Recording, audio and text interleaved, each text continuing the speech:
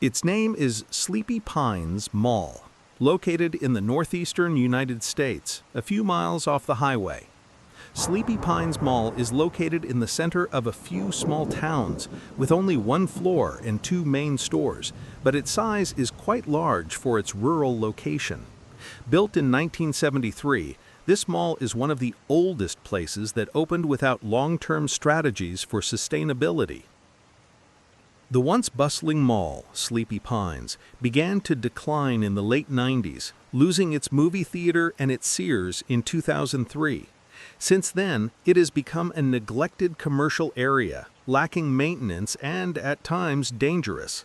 Nearby competitors have taken over, while the surrounding towns that once nurtured it have gradually declined. The food court closed in 2006, and the last store closed a year later. Sleepy Pines still has its fans, and many adults who came here as kids still visit often out of nostalgia.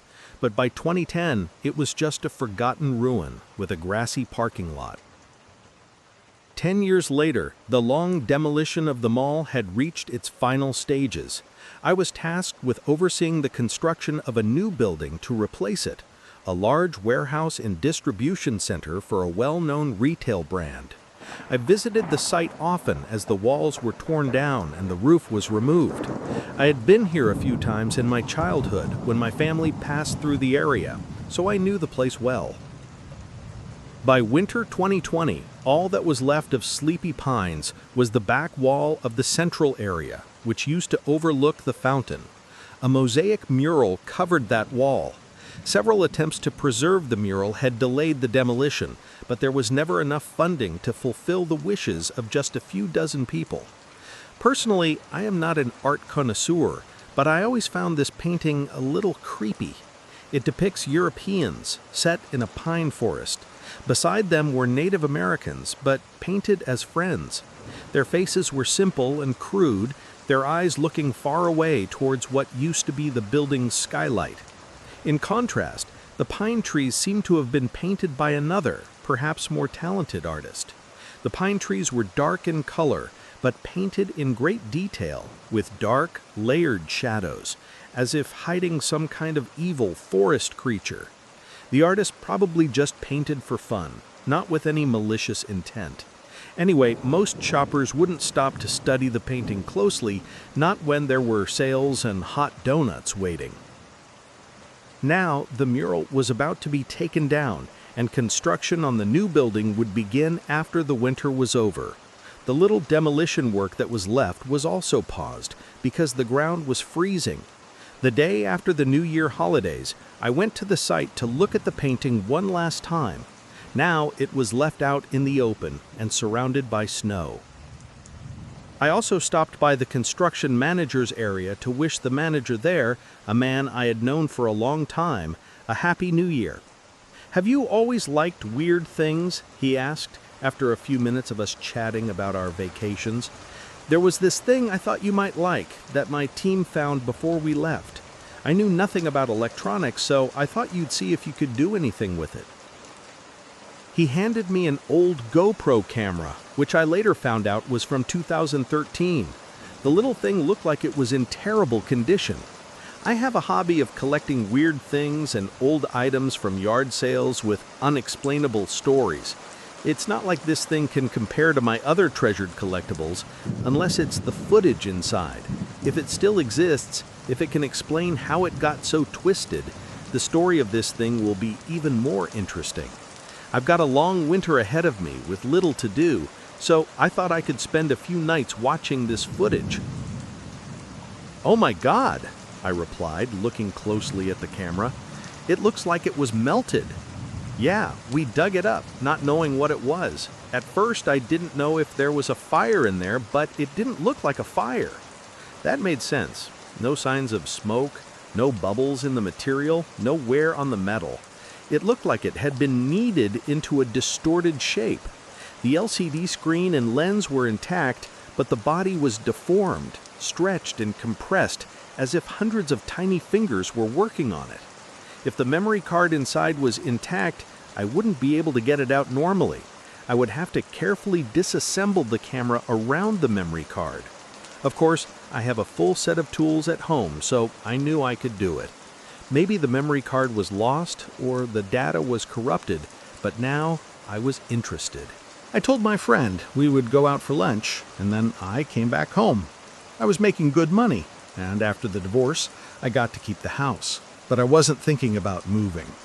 My home office is the only room that is still decent. It is also where my tool table is. I used my toolkit to take apart the battered video recorder. I took it apart piece by piece, and finally, the micro SD card fell out. It was still readable and full of video files. I transferred it to my computer and sorted it by date. There were 23 clips, all mostly shot over 2 days in December 2013. Outside, it was a cold and quiet winter. I turned up the room temperature, made some coffee, and started going through each file, not knowing anything about the camera owner or what they went through. I will summarize the normal parts and record the rest. File number 1. Shot on a cold morning. The cameraman was obviously testing the camera settings in front of their house. No address was visible. Snow covered the ground. The clip starts with the cameraman saying, "Great," while panning from the empty box of the new camera. They are sitting in a messy car and focus on the house for a few seconds before the video ends. File number 2. The timestamp shows this clip was taken a few hours later. A young woman in her 30s is watching water boil on the stove. She's petite, brown-haired, and cheerful, with big blue eyes. It's obvious this is the cameraman's girlfriend.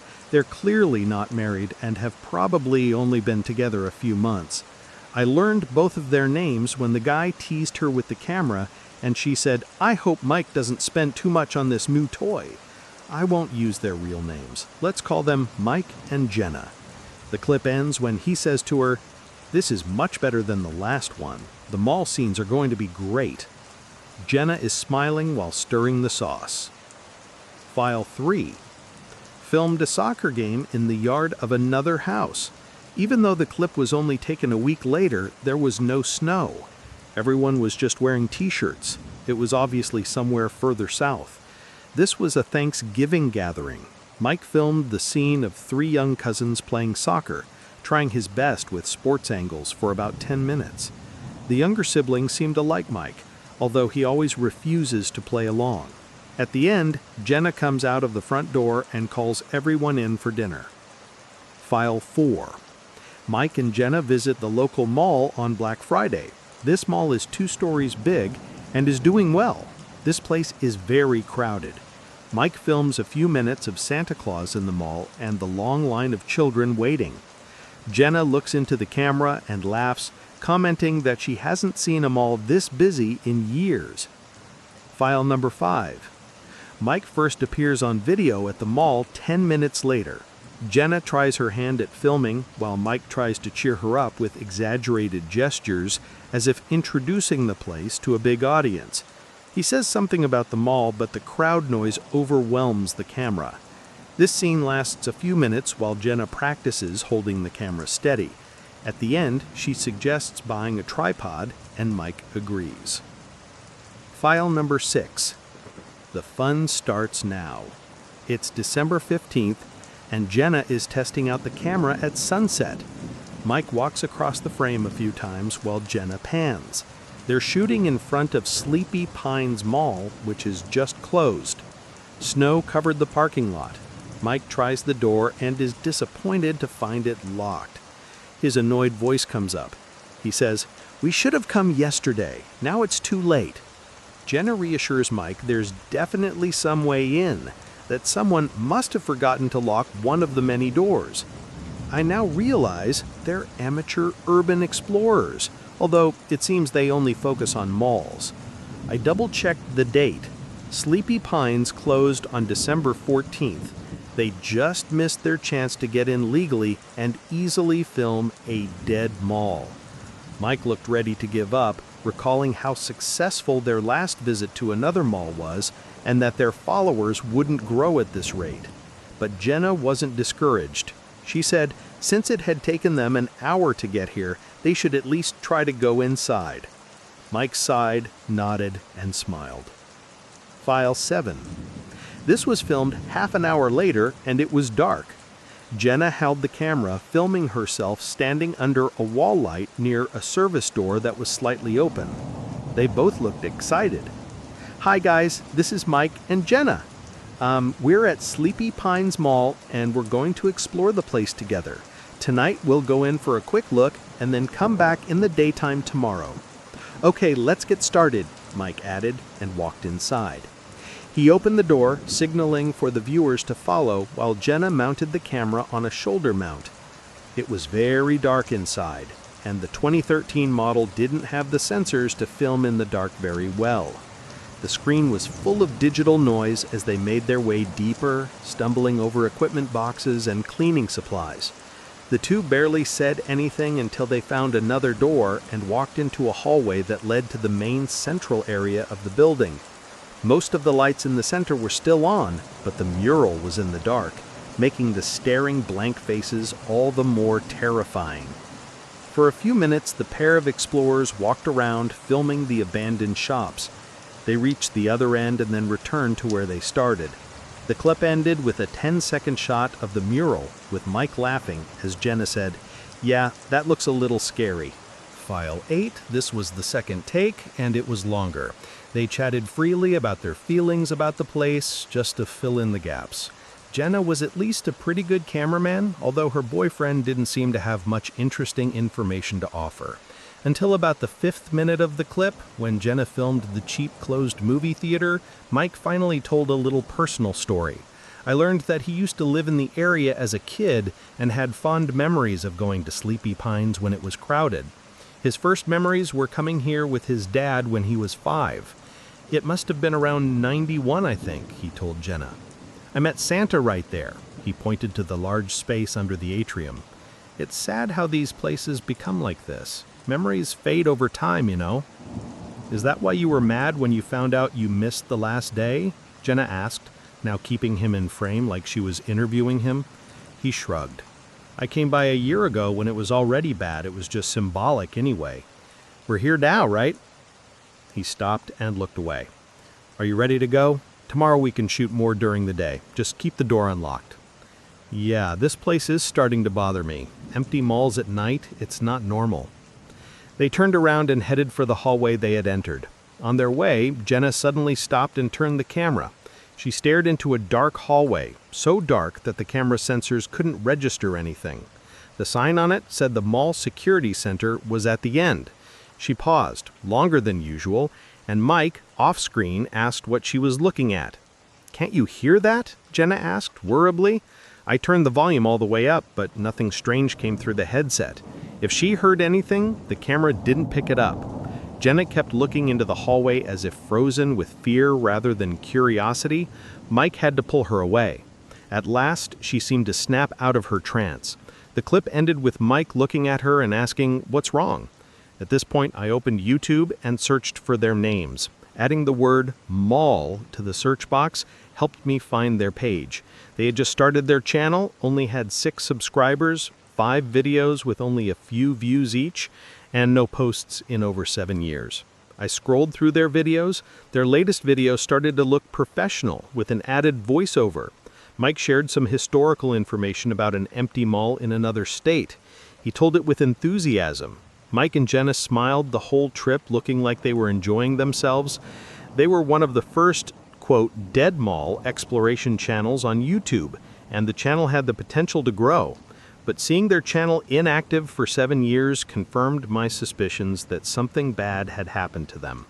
Just a few minutes of Googling, I found out that they were reported missing in early January 2014, not 2004. At least 2 weeks after they started filming this video. Of course, I had the urge to skip to the end, but I tried to resist and continued watching each file in order, experiencing this trip with them. As I reviewed the last few minutes of the clip, I noticed 2 pink pixels randomly appearing on the video. I knew this was a sign of sensor failure. I traced it back to when Jenna pointed the camera into the dark hallway. After 30 seconds, 1 dead pixel appeared. A moment later, The next one appeared as if there was something at the end of that hallway emitting a light or invisible energy that was slowly damaging the camera's sensor. But I don't know what could do that other than a strong laser or radiation. File 9, these dead pixels kept appearing. This time I see the outside of Sleepy Pines Mall, early in the morning. Mike is standing at the door, his breath wafting in the cold air. He gives Jenna a thumbs up. He is Mike, and I am Jenna, and today we are going to explore Sleepy Pines Mall. Cute. They go inside. It seems Mike did some more research at the hotel the night before because he starts talking about background information, the mall's opening day, the architect, the stores that have gone and come. Even though there was no script, Mike remembers all the details. Was this scene okay? He asked when they returned to the central area where the fountain still had a few coins and was half full of stagnant water. Jenna softly replied, and he laughed and added, "Okay, then keep that scene." Okay, so it wasn't the first try, really. Before Jenna stopped filming, Mike walked around a bit. "Are you still filming?" "Mike, I think we should check the security area." Mike sighed. He looked a little uncomfortable. "Do you still want to go in there?" "Come on, we've seen almost everything. Let's go back to every corner before they tear this place down. Otherwise, there will be rooms, that will be forgotten forever." "It doesn't have to be so perfectionist," Mike spoke softly. "But last night you kept talking about the times you came here with family, your memories," she said. "Jen, are you saying all this while filming? Why don't you at least turn it off?" he replied, surprised. The frame held for a few more seconds before Mike looked annoyed and stepped forward to grab the camera. The video ended. I guess every couple has their arguments, but it's strange to argue about this. It seems like Jenna felt something calling to her. File number 10. Mike was now standing in front of the dark hallway, but now the sunlight from the nearby skylight made it not so dark anymore. Mike looked a little reluctant. "Okay then, let's just walk through this hallway," he said, his voice lacking the usual excitement. "Surely only those who have stolen or filmed without permission come in here, right? Rotten criminals." "Mike!" Jenna exclaimed. He laughed awkwardly and said, "Let's go in and see." As they started walking into the hallway, the camera gained another dead pixel. And the closer it got, the more broken pixels appeared as the sensor gradually broke down permanently. But Jenna didn't realize it. Mike led the way, and the light was quickly too weak for the camera to capture anything, but Mike turned on the flashlight on his phone. They entered the security office. In the frame was the old desk and the surveillance area. "What was that?" Mike asked. "Can't you hear it? It's like a sizzling sound of electricity," Jenna replied. "That's strange." "Jenna, what are we doing here? What if someone gets electrocuted? Please, let's leave here," she said with a disappointed look. Okay, I thought there would be something better." She turned around to leave, but then turned back to look at Mike when she realized he was still standing there, staring intently at a small room next to her. His flashlight shone on the "Lost and Found" sign. At this moment, Mike himself seemed to be attracted. Without saying anything, he opened the door and walked in. Jenna silently followed. What followed was hard to describe. The video was almost completely dark. "What is this?" Jenna asked. "Never seen anything like it." Mike shook his head and replied, "Oh my God, it looks like it's moving." "Mike, don't!" she screamed, but it was too late. "It's warm. How is this thing here?" He was fondling it in his hand. "Stop it! It's dangerous!" she screamed. "Nothing is cursed, Jen. I think we should bring this thing out into the light to see it better." "Oh my God!" He ignored her words. "What have you done, Mike? What is it doing?" She was scared, pointing at him. "I don't know." They turned and ran out of the room, but the camera still didn't capture anything. They both became panicked and the video became violently shaky. The pink pixels had now covered the video completely. Their screams are heard in the last few seconds of the clip, then it abruptly ends in darkness. I would have thought they were dead if this was the last file. When I analyzed the clip frame by frame, I noticed two faint elements that were burned into the image as they turned and ran. Mike's flashlight swept over the strange object they had found. It was a totem statue of some sort, made of an unknown dark material, about 1 meter tall. It stood in the middle of the lost and found room, on the floor, and was the only thing in it. The surface was covered with carvings with angular patterns. The lines swirled and broke apart randomly. It wasn't very pleasing to the eye. It was like a picture someone had created, almost like something familiar and recognizable, but not something that actually existed. But the strange statue itself wasn't what I found truly creepy. I don't think Mike and Jenna saw them before the light on his phone suddenly went out. On the wall of the security room was a black sea of long, thick vibrissae, whiskers or hairs. I don't know how else to describe them, but it was clear in the few frames I saw they weren't a light illusion. The hairs were all over the wall as if they were eating away at the surface. I was almost scared at the thought of what was going to happen next. It was almost midnight when I decided to continue. File number 11. I was hooked, and it immediately exceeded all expectations. Although the dead pixels were still there, it seemed like the terrifying experience the couple had just gone through was no longer a thought in their minds. Initially, it looked as if they had moved to another location and were wearing new clothes. Exactly the same clothes? No. Mike looked like he had just stepped out of the 80s, standing in a brightly lit fitting room. "Hello, everyone," Mike said after taking a deep breath. "You will never believe what happened to us. If we get out of here, we will get out," Jenna replied, although there was no confidence in her voice. Yeah, it would be better if we show you ourselves." He pointed to the mirror in the fitting room, and Jenna went to film herself. Now she was looking sharp, with a bright red blazer and shorts, her hair up in an elaborate bun. But the camera itself was weird. She held it with shaking hands, and it was no longer a GoPro. It wasn't even digital. Somehow it had become a classic Polaroid instant camera. "Yeah, it's weird," she continued. "It doesn't have a screen anymore, but there's a button. I don't know why or how, but our clothes have changed too. Like, I don't know what to say. Oh my God, we're going to get 1 million views, baby. We're going to be on TV. Mike, can we get out of here? This place is so stuffy." She was shaking and whispering. Okay, keep filming," Mike stubbornly replied. They both left the fitting room and walked into a brightly lit and crowded department store, just like the one in Sleepy Pines. But I haven't seen anything this busy in years. And as Mike and Jenna quietly started to show viewers around the store, I slowly understood why the place looked so weird. Like the clothes they wore, the clothes on all the customers and staff, the clothes hanging on the shelves, and the prices, everything was old. All the fashion was from about 30 years ago. Mike even took a polo shirt and gave a goofy smile, bringing the price tag close to the camera, exclaiming about how cheap it was. "Get it?" he asked the viewers. "What happened? It should be obvious, right? At first we didn't believe it, but—" "Oh, sorry, uncle," he said to an elderly customer who just bumped into him. The customer just turned around and looked at him with a curious look. "Let's go see the rest of the mall. We haven't even left the store yet. Need some time to calm down."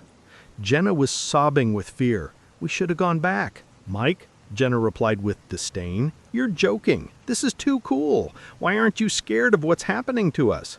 Mike grimaced and admitted that a part of him was scared, baby, but we can't keep worrying and being scared while exploring this place. At least we should record everything in case something happens and the camera is the only thing left. "Don't say that, Mike. This is all not normal," Jenna sobbed. "Hey, come on. I'm here. I'm with you. We'll get out of this." Mike tried to calm her, but it didn't work. Jenna started to cry, and the camera lowered and pointed at the floor. You could hear them talking before the clip ended. File 12. Just a few minutes later, the camera was now pointing towards the main concourse of Sleepy Pines, past the department store entrance.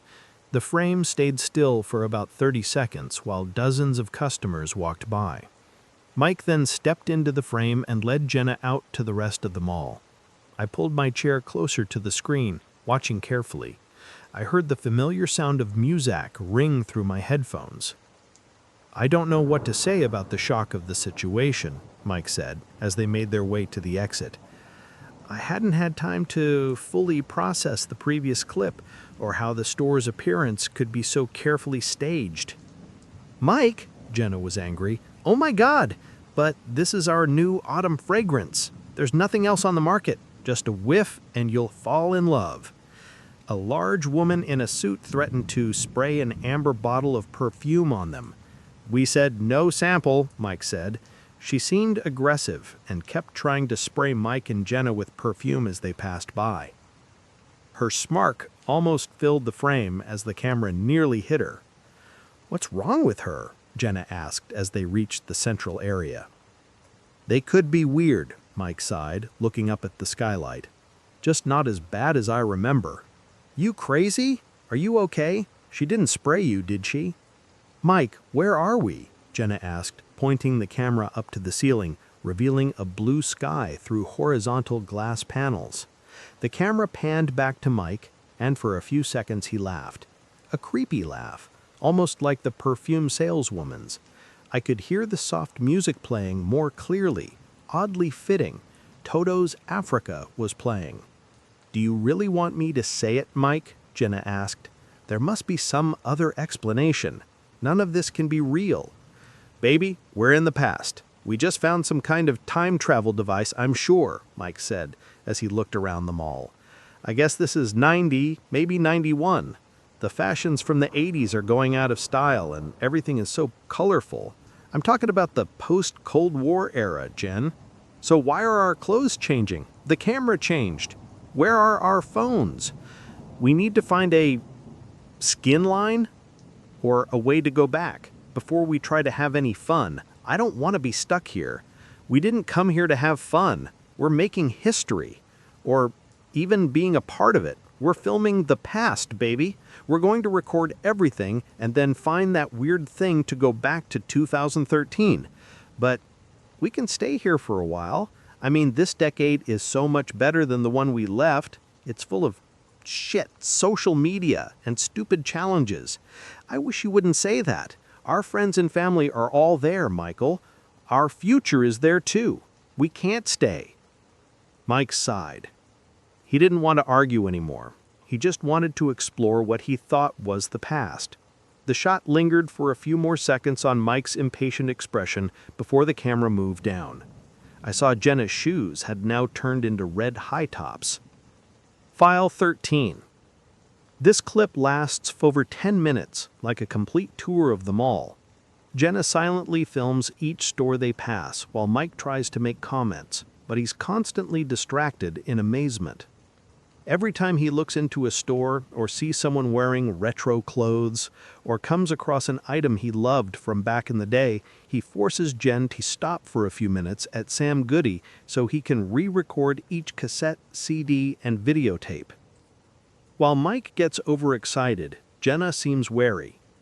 The shoppers look almost like they've come out of a strange world, like empty, emotionless machines, staring at them like they were intruders.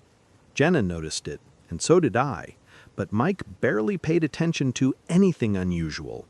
They passed a brightly lit barber shop, a small cinema showing Tonal Recall, Gremlins 2, Terminator 2, City Slickers, The Rocketeer, and, ironically, Back to the Future Part 3. I saw old famous shops that no longer exist, KB Toys, Walden Books. Yes, I miss these places too, but I don't worship the past like Mike. Though it was interesting to see the old shops in modern high definition, ignoring the broken pixels. I just hope they can both get out. Sleepy Pines looked very different.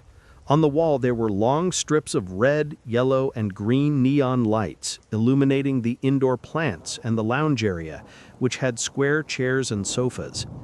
Coin-operated games stood in front of the arcade for kids too young to go in and play the machines. I could relate to Mike as a kid in this moment, wanting to go back and feel something real if he felt the present was shallow and hopeless. But idealizing the past wouldn't help these two young people find a way out. Meanwhile, the cheerful melody of the mall soundtrack only added to my growing anxiety about a situation I couldn't change. "Wow," Mike said with emotion as they reached the Sears section at the end of the mall. "It's great. What an unforgettable experience. You're all back now."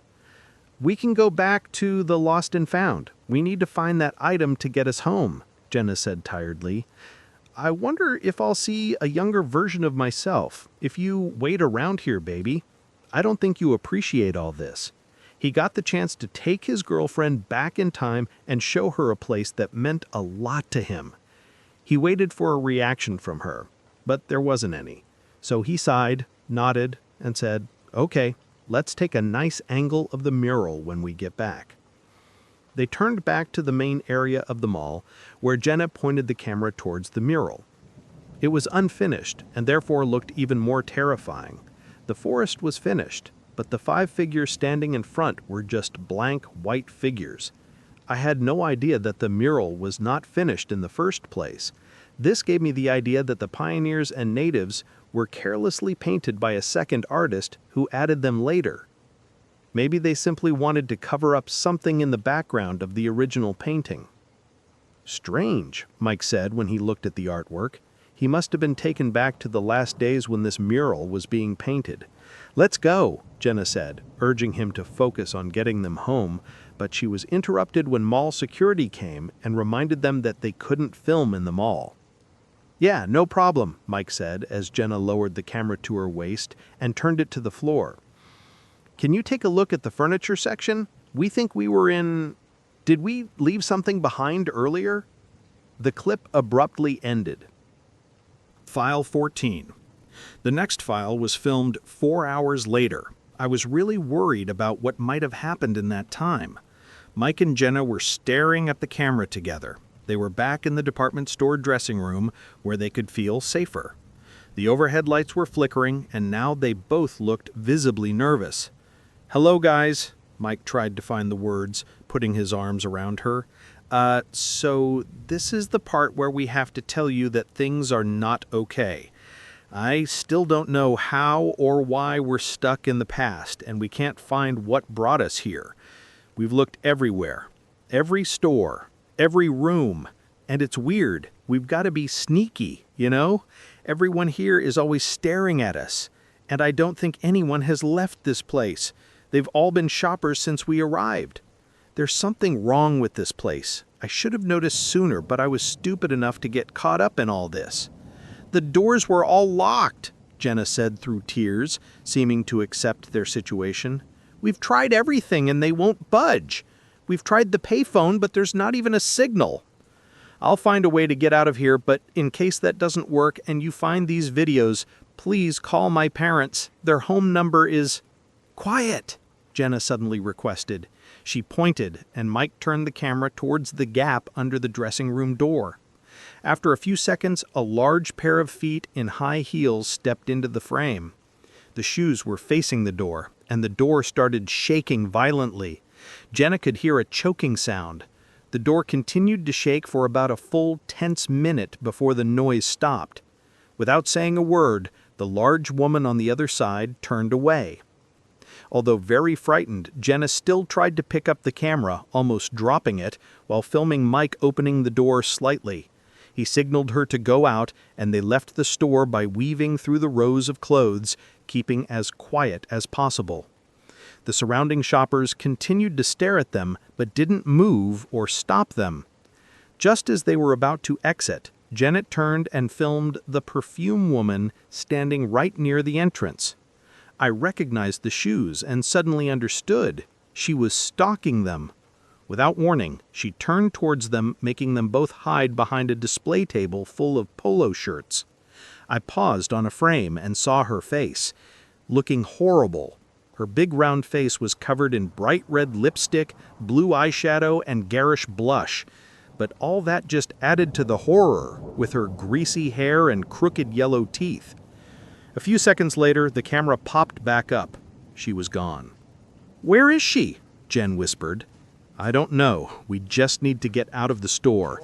We shouldn't have come back here. We knew the door would be locked like the others. Mike, we need to..." Jenna was about to say something when they heard the rustling of fabric. They both turned around and saw the perfume woman watching them from above the clothes rack. She was slumped down on the metal bars, her big arms hanging down like a fat sloth, with a cold, murderous look in her eyes. She curled her lips into a crooked smile and held up the perfume bottle as if it was stuck to her hand. Mike and Jenna quickly got up and ran as fast as they could toward the store exit. The sounds in the background showed the chaser knocking over shelves and hitting displays in her pursuit. Jenna's voice was filled with panic as she and Mike rushed out of the store. She turned the camera back a bit to capture the crazy woman chasing her, running on all fours like she was a wild animal, her eyes flashing black like a shark. Jen screamed in terror as the mad monster got closer, but the perfume woman stopped right at the doorway, as if there was an invisible barrier preventing her from passing. After catching his breath, Mike raised his middle finger at her. The woman just smiled back, stood up straight, and turned back to the cosmetics counter, the smile still on her face. "What's wrong, Mike? She's not human. No one is like that," Jenna yelled at him. "We have to get out of here right now." "I know, Jen, I know. At least she can't leave the damn store." Mike tried to calm her down as the crowd of shoppers continued to stare at him. Most of them just stood there, like side characters in a game whose movement cycle had ended. He raised his camera to film the sky through the glass window, showing it was dusk. The neon lights of the mall now dyed everything in shades of red, purple, pink, and blue. I could also hear the muzak had slowed down and become distorted, like a video game glitching. "This place is starting to collapse," Mike muttered, just like the thought that had just crossed my mind. "Jen, we need to find something heavy, a hammer, crowbar, or at least a trash can. We'll break the door down and get out." He pushed through the crowd of people staring at him, yelling for them to get out of the way. Jenna followed that way for a while, enduring each lifeless look. They stopped for a moment next to a red 1990 Corvette, where a small camera crew seemed to be trying to shoot a commercial. A spotlight shone on the sweaty face of an older man in a gray suit. He repeated the phrase, "A lot of things are happening at Sleepy Pines Mall. Why don't you come by and see what's new today?" several times. As Jenna also filmed the scene, Mike impatiently stepped into the frame, but the filming was still going on. "You guys have been here for hours," Mike said angrily to the camera crew. "Who are you guys? How did you get in here? What advertising company hired you?" "Mike, stop it," Jenna whispered. "Please don't mess with them. They aren't even real. They're running like some kind of show." Mike knocked over the expensive projector and camera, then grabbed the tripod. Jen just stood there stunned as Mike carried the heavy thing away. And actually, he was right, because the actor continued to repeat the same commercial as before, while the camera crew kept filming. The camera pointed down to the floor, and the next clip started with Mike slamming the tripod hard against the glass. He seemed to have been doing it for a while because he looked exhausted. He kept using the heavy metal base of the tripod to hit the glass, but it didn't crack at all. The glass looked like a brick wall. Outside the parking lot, classic cars from the 90s were parked all over, but I'm not sure if they were real or not. There was not a single person outside in the darkness, while inside the center were hundreds of people. Maybe everything outside the walls of the mall wasn't even there. Maybe whatever had sent them back in time didn't extend beyond this building. Jenna's soft sobs could be heard. She turned towards a trash can that had fallen to the floor and kicked it lightly. It showed that she had also tried to use it to break the door but had given up. I also noticed that the muzak music had now completely disappeared, replaced by a monotonous buzzing. Mike banged on the door a total of 12 times before falling down exhausted. His attempt against the footage ended there. File number 16. The camera was sitting on a table in the food court. It looked like it was late, but all the stores were still open. They both had sodas and slices of pizza on paper plates in front of them, but they were both hesitant to eat. Not only were they slowly losing hope of getting out, but they were also afraid of the food. I don't blame them. "Should we eat this?" Mike asked, his voice lifeless. "I mean, who knows what it's made of?" Jenna mumbled, "We have to eat something." Mike looked at the camera and said tiredly, "Well, it's 2 a.m. here, and everything just keeps going. This place is open 24/7, I guess. We won't be able to last much longer without food or drink. If this ends badly, at least you'll know it's not the perfume lady's fault." In one of Mike's rare acts of courage, he took a sip of his soda first. It tastes like Dr. Pepper, Mike said, then looked at his slice of pizza. And it looks okay. Okay, here goes nothing. He took a bite, chewed, and finally swallowed. It feels edible. Accepting the risk, he quickly ate the rest while Jenna still hesitated and ate slowly. It's too dark in here, she said, looking around. The ceiling lights had been off for hours, but no one seemed to notice. We're going to try to sleep in the game room, Mike said. All the machines are still running. I think that's the brightest place. What's going to happen to this place? Jenna added. Maybe at some point the dream will end and we'd wake up. Mike sighed tiredly. The person at Sbarro didn't even say anything, didn't ask us to pay. Yeah, Mike said sarcastically. Maybe that's why this chain is dying. They both sat drinking and eating in silence for a while before the clip ended. File 17. This took place entirely in the old game room of the center. The only light source was the screens of the game machines running demo mode, but there were so many that the game room was still the brightest place. Mike had the camera in his hand this time, but I don't know what he wanted to capture other than the misery they were going through. He walked around the game machines muttering. Children and teenagers filled the room, but no one moved. Some put a hand on the joystick or buttons, but just stood and stared, hands hanging down. Mike tried to get a kid's attention, holding the camera close to his face. The kid's eyes were glazed, staring straight ahead. The light from the game screen reflected off his dilated eyes. They looked like living mannequins. Mike cursed and walked towards the redemption counter, filming the toys he'd never get a chance to accept. I went to a good college. I already have a great job. I like the 80s and 90s, so what? Doesn't mean I want to be stuck in some weird, messed up version of nostalgia like this. I never want to step foot in a mall again. This camera's battery should have died a long time ago, but the icon still says full. Nothing is right. Everything is wrong. We're never getting out. Still recording, he walked over to one of the large arcade machines that had a chair for the player. It was a vintage racing game. Jenna was curled up in the chair, facing the wall, seemingly asleep. Since the scene was filmed about 5 hours after the previous one, I guess Mike couldn't sleep. He plopped down on the carpet. On the screen, a few kids were lifeless silhouettes. Mike heard a loud noise outside. A metal sound echoed down the hallway. He jumped up and pointed the camera towards the dark hallway where only the neon lights were on. His breathing was shallow and fast. Nothing appeared, but he still ran into a small electrical cabinet without warning Jenna and closed the door. After a few seconds, the image was black with digital noise. The video ended. File number 18. The camera was pointed up at a glass panel in the ceiling. The early morning light was starting to filter through. It was probably around 8 in the morning, meaning Mike and Jenna had been in the mall for close to 20 hours. Mike panned down, showing the mural and the fountain where Jenna was scooping up a handful of water and washing her face. Around her were lifeless shoppers, all motionless. This version of Sleepy Pines was just a memory of the mall that existed when someone remembered it.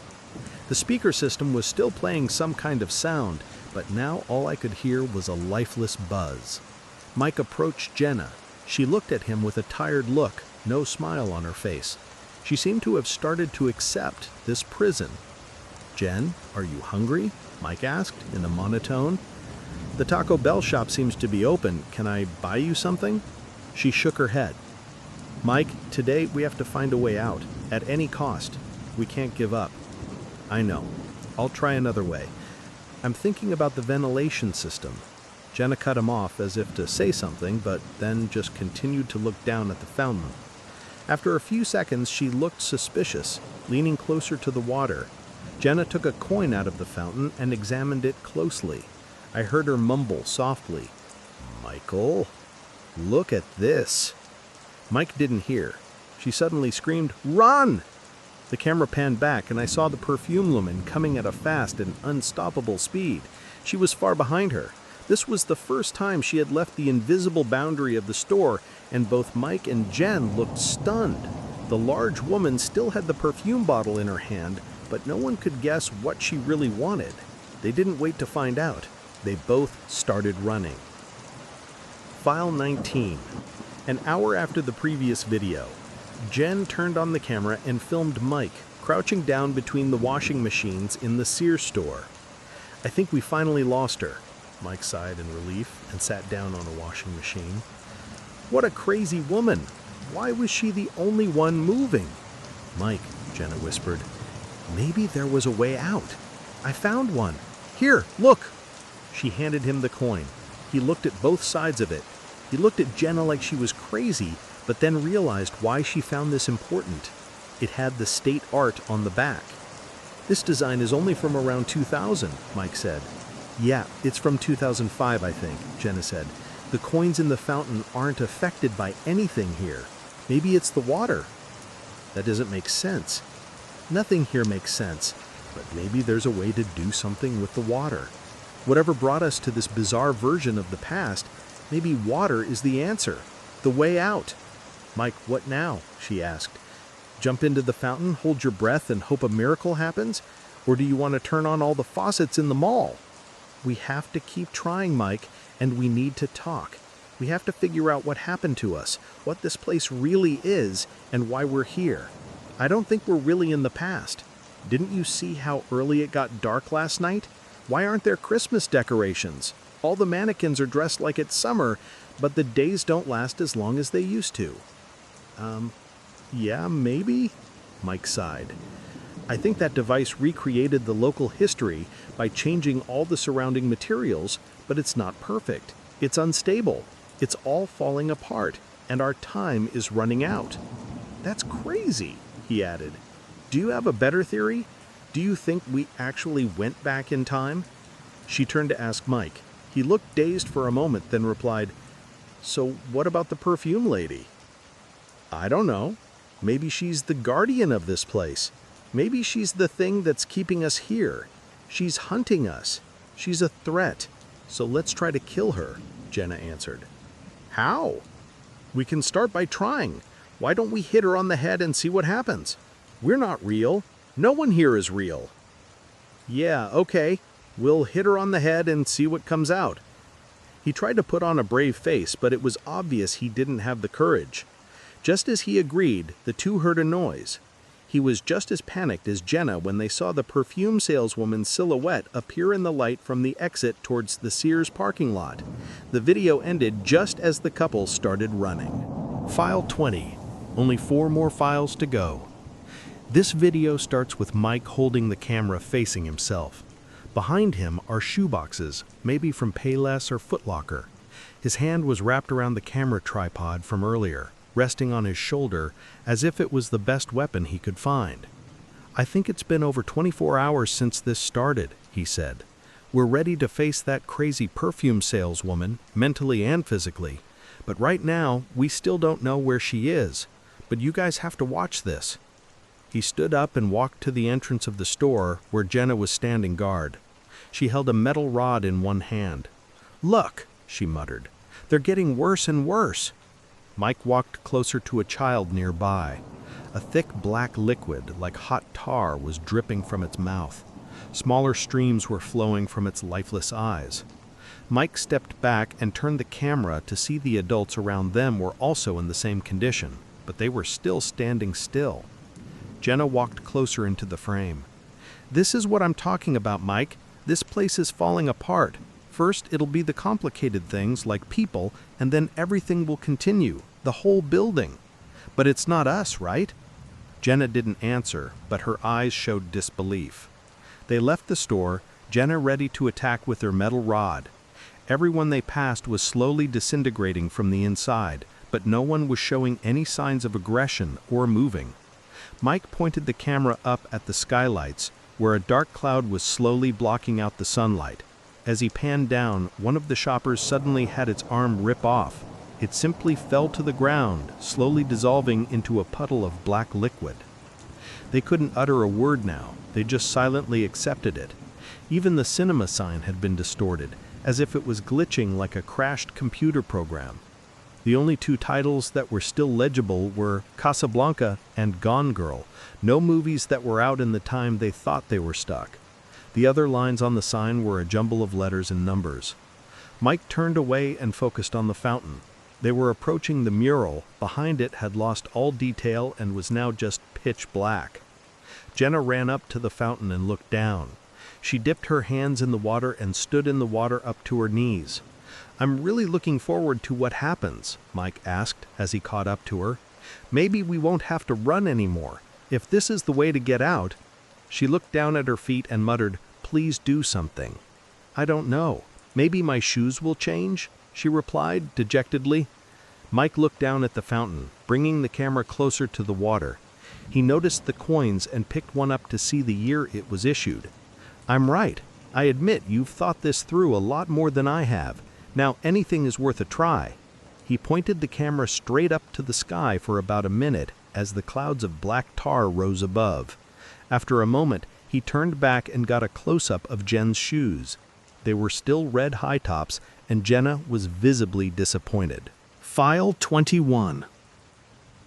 Over 2 hours later, Mike brought up the camera again, panning up to the sky. Now the black mist had finally cleared, leaving only a thick, pus-like mist that almost completely blocked out the sunlight. It moved like boiling water, forming a writhing cloud over the top half of Sleepy Pines. This murky mass reminded me of the worms crawling on the walls from earlier, but it was worse. The camera panned down to the walls of the center, where large tiles were coming apart as the black liquid spread across the floor. Jen moved closer to the camera, trying to avoid stepping in the puddle of liquid. "This place has gone to hell," Mike whispered into the microphone. Then he asked Jenna, "Should we go around again? The doors haven't changed. The people in stores are almost gone, but the doors are still solid. If something is melting a path, one has to appear." "Yeah, maybe, but we've been back and forth a few times. I'll go to the food court and see if there's anything left." Mike decided to follow Jen anyway, and they passed through a hallway that looked like a cave dripping with black tar, not made by human hands. They reached the food court, which was now almost in darkness. The food was now black and colorless. The sandwiches, the Chinese rice, the spaghetti, Sparrow's pizza had all lost their shape and color and turned into a lump of indistinct slime. "Nothing left," Jenna sighed. "Damn, I'm so hungry," Mike nodded. "I just hope that the food we ate earlier has been digested enough that there isn't this disgusting thing inside us anymore." The two of them looked down at a shopper's head on the floor that had been separated from its body, still staring blankly. "Mike," Jenna said as the camera still rolled, pointing at the floor. "What's going on, kid? Are you kidding me? Mike, what are you talking about?" Mike just raised the camera when he was standing a few feet away from a boy. The boy was about 5 years old. His body seemed to be intact, and he was staring blankly. I vaguely realized why Mike's voice suddenly became emotional. "Jen, it's him! Why are you here?" Jenna moved closer to get a good look at the younger version of Michael and tried to comfort him as he kept the camera on the boy's eyes. "This doesn't make any sense. You said that—" "How can I refute it? Whatever created this place, it could have pulled from a database of faces, probably of everyone who has ever been here. But that could be millions of people. How do you just see yourself now? Something knows who you are. Somehow, all this it's playing with us. We will never get an answer. Let's go back and find the door or just focus on finding a way out." Mike took a deep breath and turned the camera back to show the two of them both looking exhausted. He gathered his courage and said, "Next time we turn this on, we will be filming our escape or be back in the hotel room. I'm sick of this place. I think we should change our channel after this." They both looked at each other and shared a quick kiss before the video ended. File 22. Unfortunately, Mike lied. This video was filmed 2 hours later. It started with a shot of the skylight and the wall right below, but now everything finally seemed to be returning to normal. The thick mist was gone, and the old wall of the mall from 2013 appeared more clearly. The streak of black, dancing substance was now dry and no longer moving. The material was now like a dry, flaky shell, with pieces peeling off and turning to dust as they fell. It felt like the 2013 version of the mall was slowly emerging from its cocoon. "This is us here. Hopefully this is the last time," Mike said, and framed the shot so they were both on camera. Their eyes were almost closed. They looked exhausted, like they wanted to sleep for a week. We still haven't found the exit, but it looks like everything's just a matter of waiting a little longer. Sleepy Pines is slowly returning to normal, Jenna replied. Yeah, look! He panned at the camera 360 degrees, showing the entire central area. All 3 main hallways were covered in black. Even the mural turned this place into a crazy Dalí painting. The dancing black absorbed all the color and most of the light, but still had enough shine to see the texture of the melted wax and the changing shapes. They stood up to avoid sitting on it. All the chairs and sofas had turned into a pile of goo. The fountain was now just a thick black basin, but still holding water. Everyone had disappeared. Mike sighed. Yeah, the perfume monster has been missing for a while, so maybe we scared her off and everything is almost over. I was starting to feel relieved. I hoped the 2 of them had gotten out, leaving only the camera behind. I looked at the small, melted camera on my desk, still trying to comprehend how it had transformed into a different model before returning to normal. Mike continued talking. We still don't know where the phone has gone, so hopefully we'll find a car somewhere, get some food, and go back to the hotel room, close the curtains, and sleep. Sound okay, Jen? He turned to look at Jenna. He saw her staring down at her shoes and quickly brought them into frame. The shoes had turned back into modern sneakers. Mike, it worked, Jenna whispered. Maybe it just took a while? Did you see anything different? My feet felt like they were going numb for a second, and then I looked down and... She stopped abruptly as a loud cracking sound echoed through the downtown area. What the hell was that? Mike exclaimed, panning the camera across the scene. He caught a liquefied black wall near the KB Toys store breaking apart. Jen, I think the speed is picking up. Maybe we can be out in just a few minutes. Oh, thank goodness, Jenna gasped. The wall cracked again. Then a stream of uncured goo came out. Oh. Mike stepped back. The 3 of us watched in horror as a black arm protruded from the crack. A clawed hand grabbed onto the side to rip the rest of the shell apart. Like a hideous creature crawling out of a cocoon, 4 more arms burst out. A black monstrosity over 2 meters tall stepped out. 4 legs and 9 arms jerked back, as if they were trying to escape their own body. The hideous body had at least 5 mouths, or more if you looked closely, but only 1 eye bulged out from its dancing shadow. The monster screamed, "Try a new scent for fall." "Oh my God!" Mike screamed and reached for the tripod leaning against one of the benches.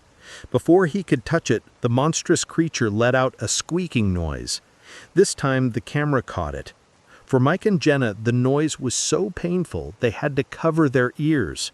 When they did, Mike accidentally threw the camera to the floor. It fell at an angle. From the moment the screaming started, the dead pixels started appearing again at a faster rate than before. Every 2 or 3 seconds there was a new dead pixel. I could still see just enough to make out what happened next, even though it was painful. They both managed to grab their weapons. As the creature charged into the frame, Mike slammed into its torso and arms with his tripod with all his might.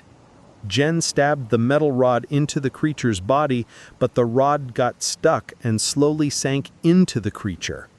When she realized she couldn't pull it out, she started spraying foam from the fire extinguisher on the creature, slowing it down. But they both knew that just doing that wasn't enough. They needed to kill it, or at least try and got the whole body of the monster covered in foam. It probably went blind because of that. Jenna shoved the entire fire extinguisher into one of its mouths. Mike used the tripod to push the extinguisher further in, causing its handle to be wedged into the monster's mouth. More foam rushed inside the creature, paralyzing it. Jenna grabbed Mike's hand and gestured towards the fountain. They probably saw that as the best option, though I'm not sure what they expected from it. They run out of frame and jump into the water. They don't resurface before the video ends. In the last 10 seconds, after the foam stops coming out of the creature's mouth, it collapses to the floor and starts crawling towards the fountain, shrieking and growing more arms as it moves.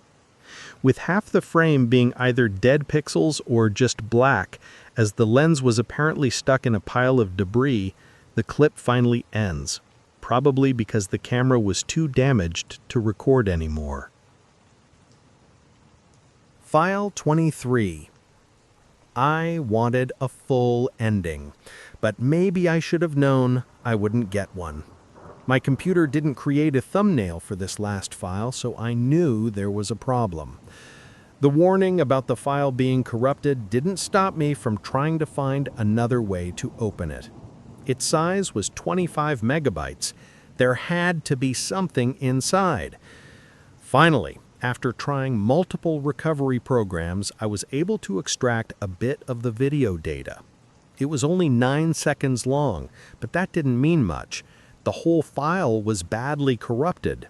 The audio was just a loud buzzing noise, like the creature had made, and almost every frame in the video was just a jumble of unreadable green and black.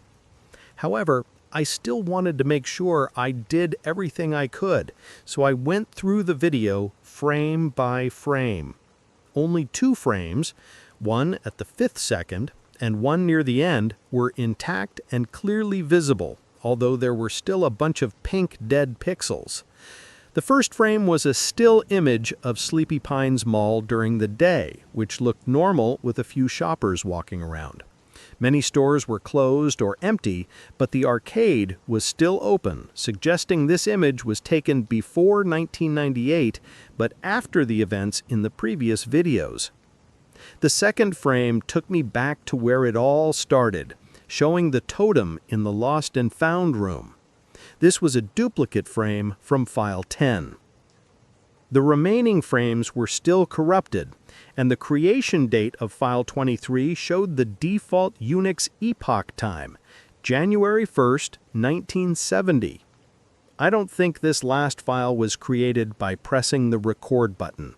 I'm guessing it was created by a hardware failure, perhaps during the camera's transformation back to its original state. But that doesn't explain why it contained an image of the decaying mall taken years earlier. I stayed up another hour that night looking for any information regarding the mall or Mike and Jen. I found the commercial they filmed with the Corvette on YouTube. I almost believed I could see the couple in the distance, but watching the 30-second commercial from that era over and over again, none of the shoppers looked like them. However, looking at the period outfits and the look of the mall made it all the more clear to me how accurately the mystery entity recreated the past. Then, at 4 a.m., when I was getting tired, something made me start to doubt the authenticity of everything I had seen. Although Mike had never mentioned this on his few social media accounts, I found out through a Facebook post from another student that Mike had taken some special effects classes in his junior and senior year of college. I went to bed thinking about what that meant, and that it could all be just an underground art project. Maybe Mike had distorted a few cameras and placed them in abandoned shopping malls to get attention, or become the star of some urban legend. He and Jenna could have gone missing on purpose, so it all looked real. Despite those doubts, I went back through the files several times over the next few days, looking for any clues that anything was fake. Although it was elaborate, I'm not good at spotting the tricks he could have used, or finding imperfections in the elements that it took a computer to create. I had lunch with my friend who gave me the camera a week later and told him everything. We laughed, and he pulled me out of my depression after watching those videos by saying he was almost certain they were all fakes because they sounded too much like Hollywood horror to be real. In a few years, Mike and Jenna would definitely emerge as modern art innovators, and anyone who got a copy of their videos would have something of little value. But with that said, as we left the restaurant, he mentioned the last two details. The camera, it turned out, was found embedded inside a floor tile of the mall. And there was one more thing. Early in the demolition, his group found a metal bucket in one of the food court rooms with inexplicable bite marks around the rim, as if someone with very strong teeth had chewed it. He was silent for a moment after revealing these findings, then smiled and added that maybe those two kids were just method acting. Maybe, but I can't help it. The part of me that believes everything I saw is true knows that deep down, what happened to Mike and Jen is truly a mystery. While still in the area, I drove to what used to be Sleepy Pines one last time. On this visit, I got a chance to look closely at the mural, getting closer as my mind wandered to what might have happened on that desolate land. I tried to remember what I saw as a young man when I first came to the center and looked at the intricate brushstrokes, looking for secret creatures in the dark forest. At first, I thought everything was still there, just waiting to be broken and thrown into the wasteland. But when I looked closer, I discovered that the delicate brushstrokes of the night forest abruptly stopped and were not present in the last third of the painting on the left, which was still blank and unfinished. In Mike and Jenna's videos, the paint was there, as were the trees and the dark, eerie, delicately textured tones of the forest. What could only be created by human hands had been replaced by something mechanical. What was altered and then restored is now a lifeless copy that can never achieve the true authenticity of a real work of art created by a person who truly cherished every stroke of his brush.